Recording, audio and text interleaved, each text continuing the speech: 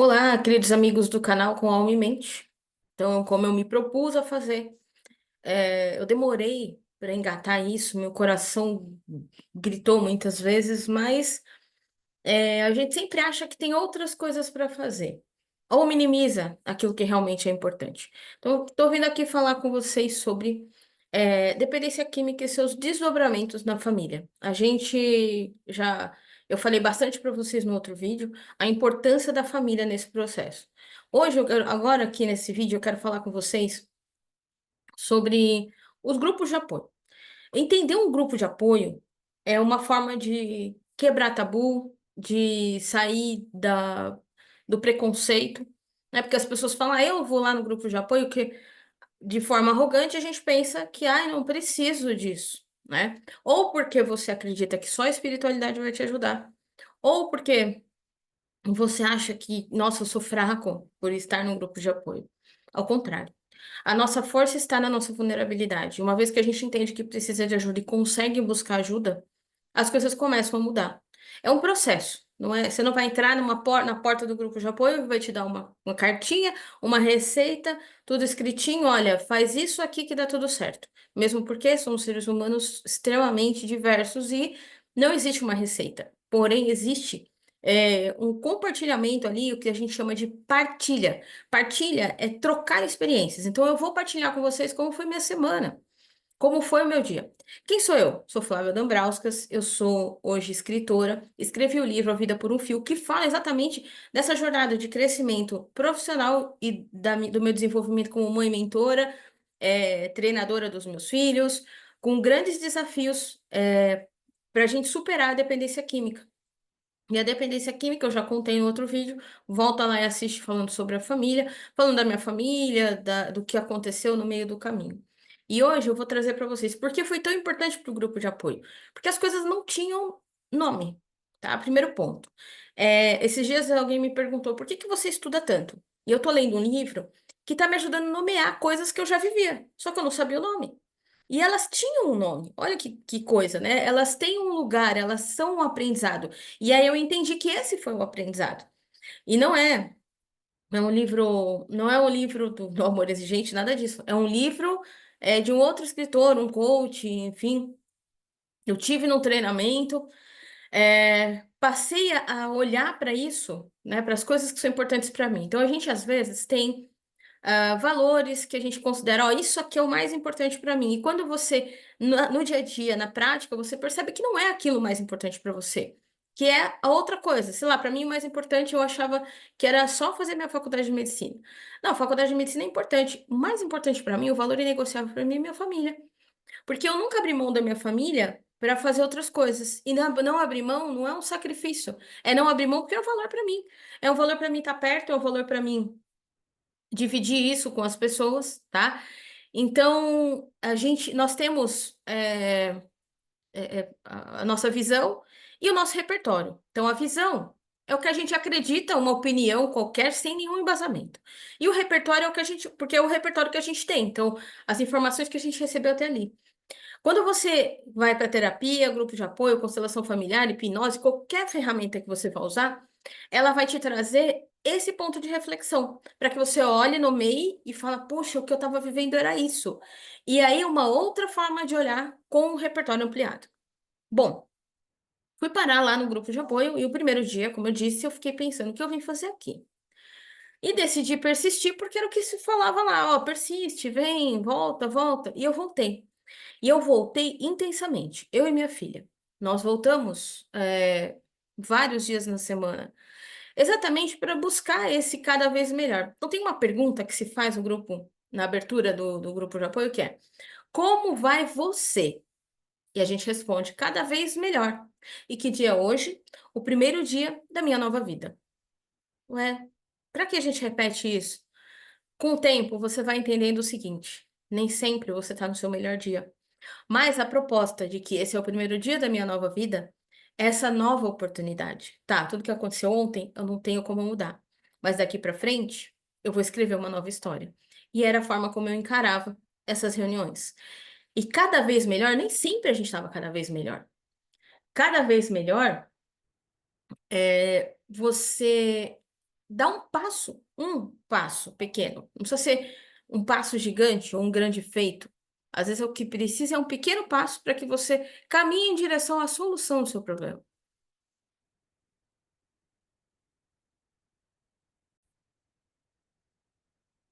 Então, é, quando você tem a clareza para olhar para essas coisas, né, para aquilo que está acontecendo, você começa a se desarmar. Porque, de fato, como é que eu me sentia, durante muito tempo na minha vida? Numa armadura. Porque eu tive que me defender.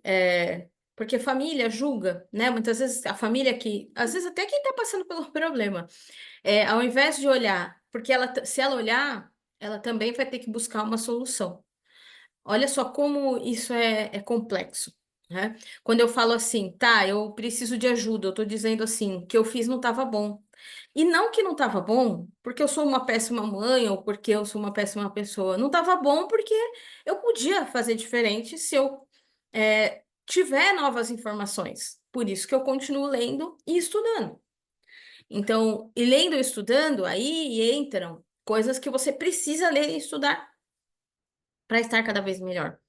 Ai, não estou conseguindo tomar uma atitude, não estou conseguindo então. Talvez você leve tempo para construir essa pessoa. E no grupo de apoio, como funciona?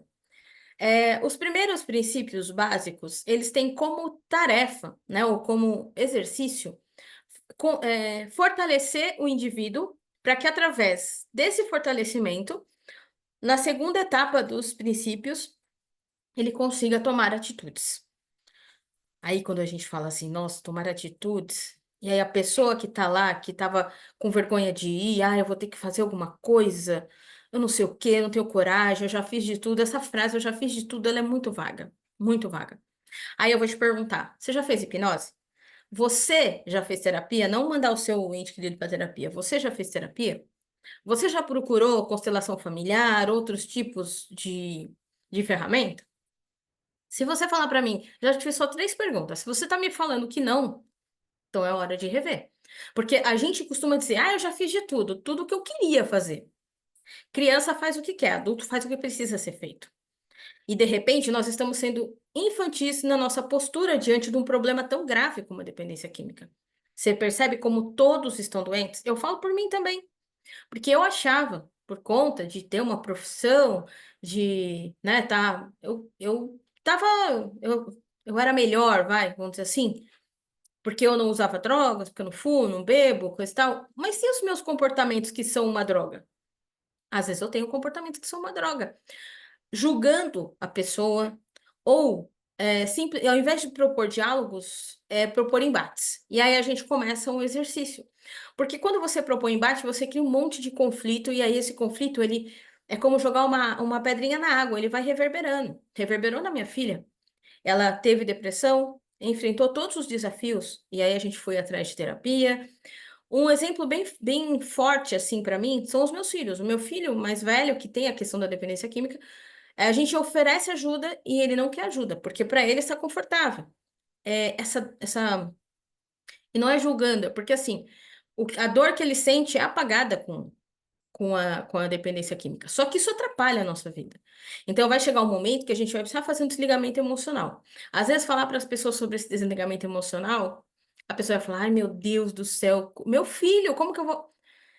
É, o ideal é que nós façamos esse desligamento emocional. E a gente faz isso naturalmente, quando o filho casa, quando o filho vai tocar a própria vida. Que bom que existe esse desligamento e que eu consigo olhar isso de outra forma. Porque os meus filhos vão crescer e que bom que eles vão ser outras pessoas diferentes de mim. E a gente entra num desespero de querer que as pessoas fiquem ali no mesmo lugar. Bom, essa é uma questão. Agora, você olhando, tá? Para esse ponto do grupo de apoio, que ele vem para te ajudar. Ele vem trazer clareza, assim como a terapia, assim como as outras ferramentas. Mas eu enfatizo o grupo de apoio. Em uma determinada época da minha vida, eu estive 3 vezes por semana em grupo de apoio. Porque ali eu encontrava amigos, eu encontrava. é, E a gente acaba fugindo dessa clareza, porque é difícil olhar. É difícil olhar para dentro. Então, por isso que a família precisa de ajuda, né? A família precisa olhar para isso. Então, o primeiro são 12 princípios básicos e 12 princípios éticos. Por que que surgiram os 12 princípios éticos? Porque numa observação dos líderes do amor exigente, houve um consenso de que, poxa, observando as partilhas, existiam comportamentos antiéticos na família. Então, esses comportamentos antiéticos não podiam ser aplicados só ao dependente químico. Eles tinham que ser aplicados na família. A gente tem que se questionar sobre a nossa postura diante da vida.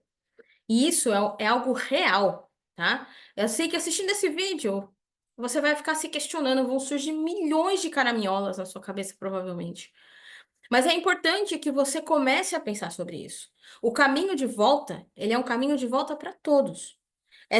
Trazer essa unicidade e a clareza é fundamental. Então, o primeiro princípio ético são raízes culturais, o segundo princípio ético, pais também são gente. Nós temos o princípio que fala sobre os recursos são limitados, nós temos o princípio que fala sobre a culpa, o princípio que fala sobre a nossa influência sobre as pessoas e das pessoas sobre nós. Então, assim, aí você vai entendendo, até aí você vai entender que você não precisa se sentir culpado, que você também é gente, que existe um início, nós somos a árvore e eles são os frutos. Então, existe um início, aí a gente está falando de filhos, mas vamos falar também de cônjuge, de é, pais, enfim, a gente tem dependência química em vários níveis. Eu tive com meu pai, eu tive com meu irmão, eu tive com o meu cônjuge e eu tenho com o meu filho, né? Eu tenho ainda com meu irmão, com o ex, porque hoje não é mais cônjuge, e o filho.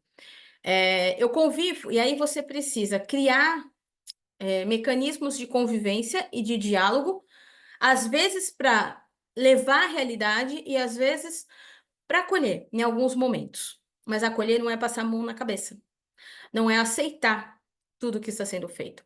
Tem algumas frases no Amor Exigente que elas são assim muito importantes. Eu vou falar algumas frases aqui do grupo de apoio e que elas ajudam com que a gente reflita. Então a gente já falou do início. Como vai você? Cada vez melhor. E que dia é hoje? O primeiro dia da minha nova vida. Esse primeiro dia da minha nova vida é algo que para mim reverbera muito, porque é a minha oportunidade. Às vezes a gente não está conectado, a gente não está pensando nisso.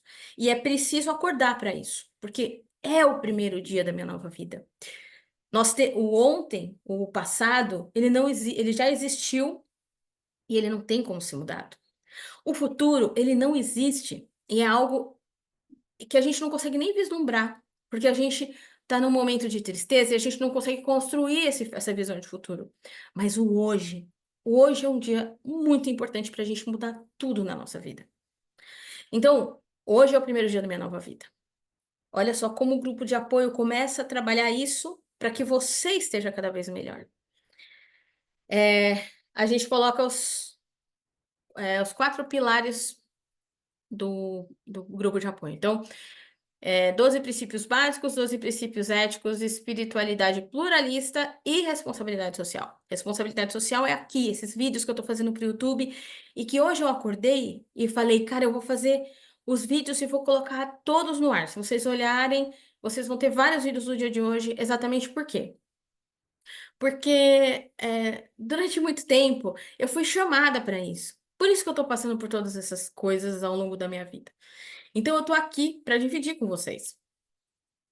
Então, entrar no grupo de apoio é corajoso, é muito corajoso. Você dizer assim, ó, eu preciso de ajuda, a nossa maior coragem está na nossa vulnerabilidade.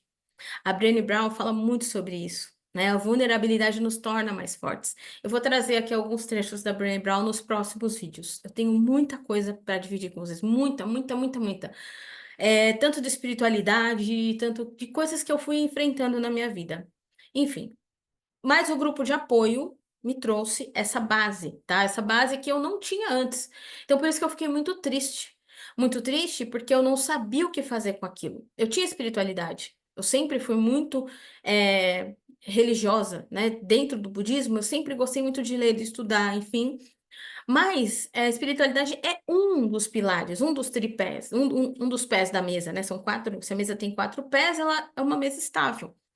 Quando você não trabalha os outros princípios, e princípios básicos, os princípios básicos do amor exigente, os princípios básicos da vida, porque no amor exigente eles trazem um formato, tá? Para você enxergar isso. E precisa existir isso em todos os lugares, principalmente quando a gente está sem rumo. Aos poucos a gente vai aprendendo e vai voando sozinho, e vai conseguindo tomar as nossas ações. Eu estou uns meses fora do grupo. Mas todos os aprendizados me ajudaram a tomar decisões e analisar as coisas de uma forma mais humana, assim, olhando, separando o meu filho da substância, mas pensando que ele é um ser humano e precisa se desenvolver. E como é que eu faço isso? Olhando para o meu filho e olhando para minha filha. Poxa, olha, a gente já evoluiu aqui, aqui, aqui. O que que dá para a gente fazer melhor? O que que eu posso cooperar para que isso seja melhor? Porque as decisões serão deles. Os meus filhos são adultos.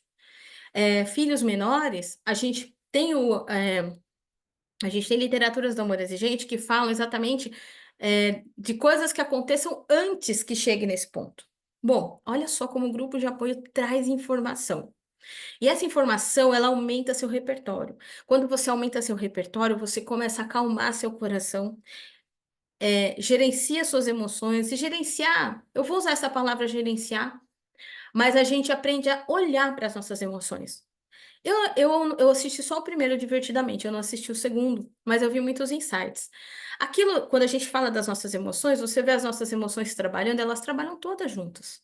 A gente precisa de alegria, a gente precisa do medo para preservar nossa vida, a gente precisa do nojo também para preservar nossa vida. E aí, você trabalhando todas essas emoções, a raiva é necessária para que a gente tenha energia para realizar as coisas. E tudo isso, né? No budismo a gente chama de estados de vida. Então, o estado de ira, iluminado pelo estado de Buda, vai te trazer essa energia para você agir, tá? O estado de fome, iluminado pelo estado de Buda, não vai te fazer uma pessoa avarenta, gananciosa. Ele vai te fazer uma pessoa ambiciosa ou uma pessoa que quer mais para ajudar outras pessoas. Então, todas essas faces, elas têm algo importante na nossa vida. E quando você se une a outras pessoas, você ganha a visão da espiritualidade pluralista, você ganha a visão do que é ético ou não é, se questiona sobre isso, e você olha para o que é básico na vida, que às vezes a gente se perde. Nós temos vivido um momento em que a gente ouve mais as crianças, né? Óbvio que a gente precisa olhar para isso, mas os pais são os grandes, as crianças são os pequenos. A gente precisa dar a base para que eles consigam caminhar. Sem essa base, fica impossível. Então, existe todo um caminho.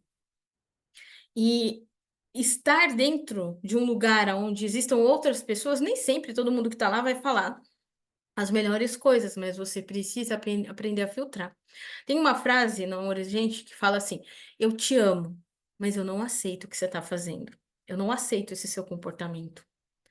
Então, o amor, ele não é incondicional. O Cortella fala sobre isso, né? O amor precisa ter uma condição. E não é uma condição, eu só te amo se. Não, eu te amo. Porém, isso me fere. A gente precisa olhar para essas duas coisas. Não adianta, eu vejo, nossa família adoece. Nossa família chega a pontos muito desafiadores, né? E tristes, muitas vezes, desse adoecimento. Nós ficamos cegos, nós não tomamos as melhores ações. Então, no grupo de apoio, ele vai dar essa base para que você faça tome essas atitudes. Então, a gente falou que os primeiros princípios falam sobre o fortalecimento pessoal. Você entender que você não tem culpa. Você tinha um repertório e você fez o que pôde. Porém, não quer dizer que você fez tudo certo. Então, tá, vamos avaliar a rota?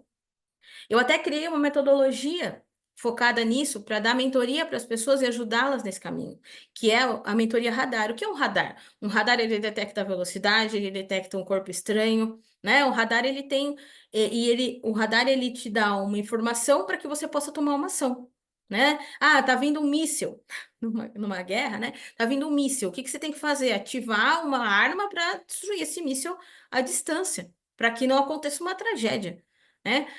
É, se você está no avião, né, os controladores de voo, para que que eles usam os radares? Para que não haja colisão dos aviões. Existe uma rota traçada. Então, o radar ele tem como função, primeiro, reconhecer o perigo, o desafio, o problema. Num segundo momento, admitir que precisa de uma mudança. Então, por exemplo, se você vê uma falha no radar e você ignora, vai acontecer um acidente. Então, admitir, pô, tá acontecendo um problema aqui, ou se não tem problema, que bom. Mas aí, admitir, você já percebeu aonde precisa ser tomada a ação. E aí, com isso em mãos, você vai desconstruir o que você sabia. Poxa, estava tudo bem, mas não tá mais. Agora é hora de tirar esse pensamento e colocar, entrar no modo urgência, para você conseguir agir. Então, para a gente desconstruir aquilo que, mas a gente sempre fez assim, então, sempre fiz assim, é muito fácil. É Gabriela, síndrome de Gabriela, eu nasci assim, eu cresci assim, vai ser sempre assim. Aí você quer que o seu ente mude, só que você não quer mudar porque você é perfeito? É hora de se questionar sobre essa perfeição. Então, olhar para suas crenças e desconstruir essas crenças. Depois você vai olhar para fazer uma avaliação. O que eu consigo fazer? Dentro do grupo de amor exigente, muitas vezes você vai falar, pô, você tem que. Você não vai mais cozinhar para o seu filho, só que você não consegue não cozinhar para o seu filho. Só que fazer o prato dele não, né? Você que faz a comida em casa, precisa mudar alguns hábitos. Você consegue comer na rua e deixar sem comida em casa? Eu já fiz isso, muitas vezes. Por quê? Sem comida não, tem comida, mas tem que fazer. Ué, sabe? Então, assim, é um exercício. Não foi da primeira vez, mas ao longo do caminho eu percebi o que não seria nocivo nem para mim nem para o outro, porque dói na gente. Dói e a gente precisa olhar para isso e ressignificar, para que a gente consiga dar novos passos. Por que que eu tô tomando essa atitude? E isso tudo a gente se questiona no amor exigente. A minha metodologia foi baseada naquilo que eu vivi na minha vida e a metodologia Radar, que não tem a ver com o grupo de apoio, tá? Mas no grupo de apoio me ajudou a entender os passos que eu estava dando. Ressignificar é você olhar para isso e trazer novos sentimentos, talvez até sentimentos de esperança. O que me motivou foram sentimentos de esperança. Orar todos os dias para que meu filho seja protegido, minha filha seja protegida, que nós possamos tomar as melhores atitudes, usar as melhores palavras. Tudo isso tem o seu valor. E isso eu fui, e aí eu convivi com outras pessoas e pude entender outras histórias e pensar, caramba, como é difícil. Ao longo desse processo, acompanhamos amigos que perderam seus filhos e quão duro foi tudo aquilo. Então, é uma troca Flávia, mas você está dizendo que o grupo de apoio não funciona. Não, não. O grupo de apoio funciona muito bem. O problema é que a gente precisa tomar ações. O grupo de apoio não faz milagre. O grupo de apoio, ele tem pessoas que se apoiam. Quando você vai num, não sei se você já ouviu falar na internet, em mastermind, em grupos, né, que se unem para pensar em novas ideias, coisa e tal, ali tem uma troca. Então, cada um está fazendo uma parte, cada um traz o que está fazendo e o resultado que teve, e aí a gente pode pensar. E aí um traz um problema, é mais ou menos isso no grupo de apoio. Não é uma coisa ruim, é que a gente vai procurar o grupo de apoio quando a gente está muito debilitado. Então, desculpa, ali parece algo que uma fraqueza. Todos nós temos as nossas fraquezas. Todas as pessoas têm o seu ponto forte e o seu ponto fraco. E os filhos podem ser nosso ponto fraco, sei lá, nossa é, falta de trabalho em desenvolvimento mental e desenvolvimento humano. E aí eu vou falar para você. A gente viu, estamos na época de Olimpíadas, eu estou falando aqui no período das Olimpíadas, o que que as atletas que tiveram alto desempenho falaram recorrentemente? Todas elas trabalharam a parte de saúde mental. Simone Biles, ela, ela abandonou a Olimpíada em 2020 porque ela não estava bem. A saúde mental dela estava abalada. Ela fez um trabalho e voltou com outra energia. Então, o grupo de apoio ajuda a gente a entender que a gente às vezes precisa de um psicólogo, que a gente vai precisar do psiquiatra, talvez. E quando a gente está sozinho, fechado na nossa bolha, a gente não consegue entender, não consegue aceitar ações que precisam ser tomadas. Então, entenda, tá? Eu já fiz de tudo. Esquece essa frase, tá? Porque eu já fiz de tudo é dizer assim, eu não... Às vezes você não fez de tudo. Você dedicou um tempo do seu dia para ir lá ouvir pelo menos o grupo? Passou um ano no grupo? Porque um ano, por que que eu falo um ano? Você vai ter que passar pelos 12 princípios básicos e éticos para entender o que você precisa fazer. E aí, possivelmente, tomar algumas atitudes. E aí, conhecer histórias ricas e lindas dentro do grupo de apoio, de pessoas que superaram, de pessoas que até vivenciaram sofrimento, mas que elas, como individualmente, nada muda se eu não mudar, elas conseguiram fazer essa mudança. Independente do que estava acontecendo em volta, elas se tornaram pessoas melhores. Ah, mas então, experimenta, tá? Experimenta. Para de julgar, de achar um monte de justificativa para não ir até um grupo de apoio, para não buscar pelo menos ouvir o que está acontecendo ali. Se está dando tudo errado, se as coisas não estão boas, é hora de rever o que está sendo feito. Ter humildade. Humildade é muito importante nessa tomada de decisão de querer mudar a sua situação. Não adianta você ficar dizendo, eu tenho, mas eu não. Você consegue. Ah, mas eu sou boa, eu já ganho dinheiro, eu que sustento a casa, quem diz que é só sobre dinheiro?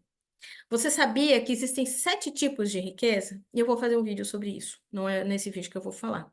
E os 7 níveis de riqueza, eles determinam se você é próspero e abundante ou não. E não é só sobre dinheiro. Então, quando a gente começa a entender que tudo à nossa volta é muito maior e que esse é um desafio para que você esteja cada vez melhor, para que você possa construir valor diante daquilo. Quantas famílias estão sofrendo com as drogas? E aí a gente não faz disso um- uma base sólida. A gente quer se esconder, a gente quer.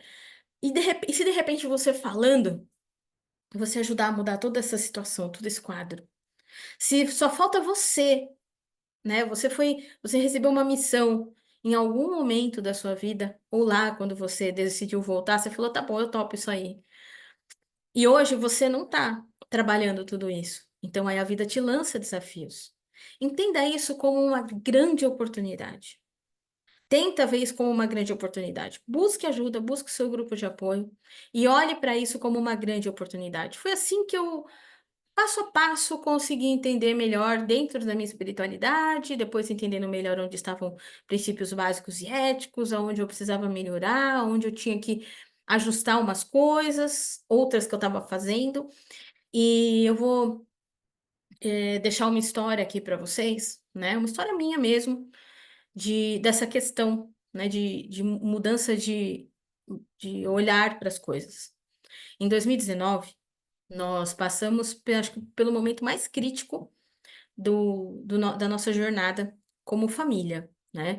Então, em 2018, meu filho estava muito afundado nas drogas. Eu tinha que fazer alguma coisa. Eu já tinha feito várias coisas. Inclusive, meses antes, ele até morou na rua, né? Eu descobri isso, enfim. E aí, a gente teve a oportunidade de conversar. Depois eu conto essa história, que é uma história também interessante. E eu tive a chance, né, de olhar para tudo isso, enfim, e falei, eu vou internar meu filho. Só que é óbvio que ele não queria ser internado. A internação, lembrando, ela é uma ferramenta e não uma solução. Então a gente precisa olhar para isso como uma ferramenta para nos ajudar e não como uma solução. Quando seu filho, marido, esposa estiver internado, a família vai precisar olhar para isso indo a um grupo de apoio, tá? Deixo bem claro isso. Era o que eu fazia, eu ia ao grupo de apoio. E é que a maioria deve fazer, tá? Porque tomar uma decisão de última hora, sem nenhum repertório, vai causar erros. Pessoas que internaram filhos 7, 20 vezes. Tem um erro aí no processo, tá? Então, bora lá. Então eu falei, vou internar meu filho. Aí chamei, contratei uma ambulância para levar meu filho para a clínica, escolhi uma clínica e ele foi para lá. Aquela situação, levarem meu filho, né, foi muito difícil pra gente. A minha filha estava em casa, enfim, ele não foi resistente, ele saiu, mas ele saiu com bastante raiva. Enfim, foi para a clínica. Passou 6 meses lá e nós passamos 6 meses na nossa casa, nós fizemos uma mudança geográfica. Nem sempre ela é solução, isso ficou claro para mim, mas às vezes é necessário, porque eu estava protegendo a minha filha, que estava em terapia, psiquiatra, exatamente por conta da depressão. Ela começou, o grupo de Amor Exigente me ajudou a descobrir que a minha filha se mutilava, porque com 13 anos você não dá banho num adolescente, mas ela estava se cortando. E esse processo de mutilação, ele estava escondido, porque estava frio, né? Então, tem um ponto no Amor Exigente que é muito importante, que é o sigilo. E o sigilo é um grupo não pode falar para o outro o que está sendo discutido, o que está sendo partilhado. Por isso que a gente separa as famílias, exatamente para que eles possam se expressar. Só que, óbvio, o sigilo é quebrado quando existe risco de vida para a pessoa que está fazendo a partilha. E aí foi solicitado que ela compartilhasse comigo, né, aquele momento de desafio, porque eu precisava ajudá-la. Então, a partilha nos ajudou a chegar nesse momento. E aí eu entrei em pânico naquele momento, porque eu falei, nossa, o início da ideação suicida, né? E a gente trabalhando isso com terapia, enfim. Passamos 6 meses, aí conseguimos, né, tomando remédio, ela foi melhorando, nós tínhamos mudado de casa, a casa estava muito bacana, gostoso morar ali. Falei, bom, quando ele voltar, tem o quarto para ele, tem, né, ele recomeça e a gente pensa, eu pensando por mim, tá? Eu desenhando um plano exato, um plano infalível. É, mas claro que quando ele volta, não tinha plano infalível. É, eu estava lidando com um caminhão desgovernado, porque tudo que eu propunha era rebatido. E dentro do diálogo na família, existia um pai que também cooperava com a fala contra, sabe? E aí a gente cria um caldeirão, aonde todo mundo começa a sofrer. Eu fiquei pensando, né? Decidiram morar com o pai, eu falei, o que eu faço agora diante disso? A minha filha também queria morar com o pai. Não achava uma boa ideia, mas num primeiro momento eu achei bom não rebater. E não rebater não por nada, que vai ficar melindrada, não, porque às vezes a gente começa também a falar um monte de besteira, se a gente não tem sabedoria, o que acontece, né? Acontece um desastre. E o desastre pode acontecer com ou sem sabedoria. X. O que você precisa é saber como conduzir aquilo. Bom, diante daquilo, me deu uma agonia e eu falei, o que eu faço agora? Mas era setembro e não houve tempo hábil para pensar em mais alguma coisa. E aconteceu, né? Uma intoxicação exógena. E a gente socorreu uma semana de UTI, um desafio gigante. E aí todo mundo olhou para mim e falou: o que que aconteceu? Como uma piada, né? Estão de brincadeira. Porque eu estava sozinha correndo atrás de todos os recursos. Eu havia pedido socorro para várias pessoas, mas ninguém estava entendendo o que estava acontecendo. Bom, ali, naquele momento, eu tive raiva do meu filho, eu tive raiva do meu ex, e aí eu comecei a rever todo o meu conceito, eu comecei a pensar, eu voltei para casa, eu falei, nós todos estamos perdendo, e o que que eu posso fazer? Pedi desculpa, abracei, falei, olha, eu sei que está difícil para todo mundo, e, né, vamos olhar o que a gente pode fazer, se a gente tiver essa chance. Essa era a questão. E é, muito feliz com tudo que aconteceu. E quando a gente dá a entrada no hospital, feliz com tudo que aconteceu, da melhora da minha filha, saiu do UTI, né?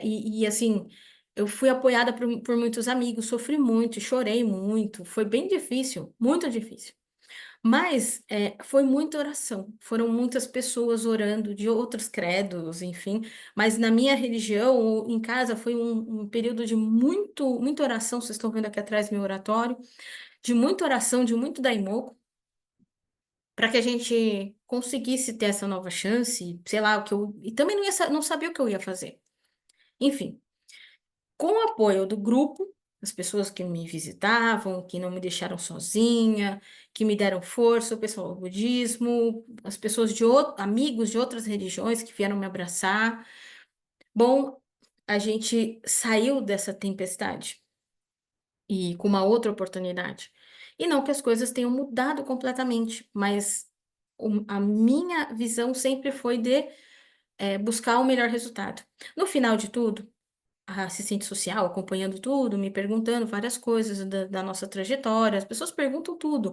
Elas precisam saber o que está acontecendo com aquele jovem. E aí ela, no final, ela falou assim para mim: "Você pode me responder uma coisa?" Aí eu falei: "Posso. Da onde você tira toda essa clareza para lidar com todas essas coisas tão difíceis?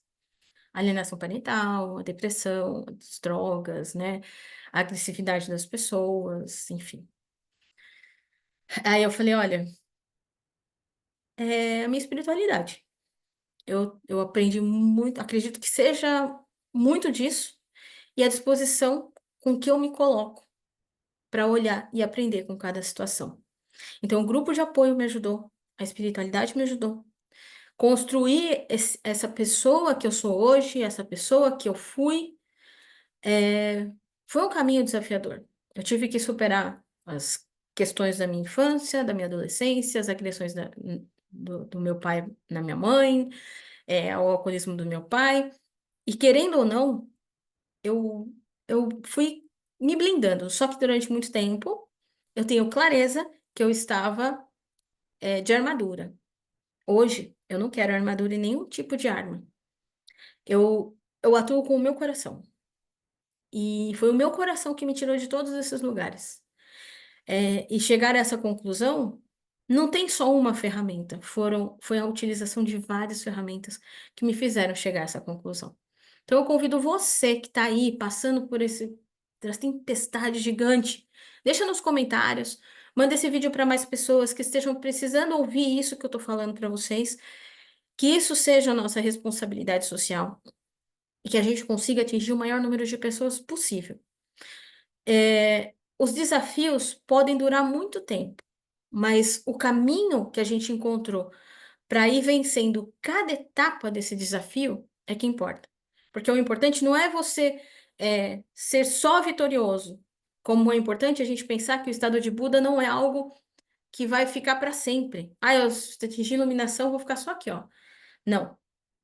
Você atinge o estado de Buda, você atinge uma iluminação, e vou trazer alguns elementos para vocês também aqui. Atingir a iluminação é você se despir do seu ego e começar a buscar esses pontos de vista, talvez até diferentes dos seus, para que você consiga construir esse repertório e ajudar aquelas pessoas que estão à sua volta. Às vezes vai ser necessário. E eu vou falar no próximo vídeo sobre a oração da serenidade.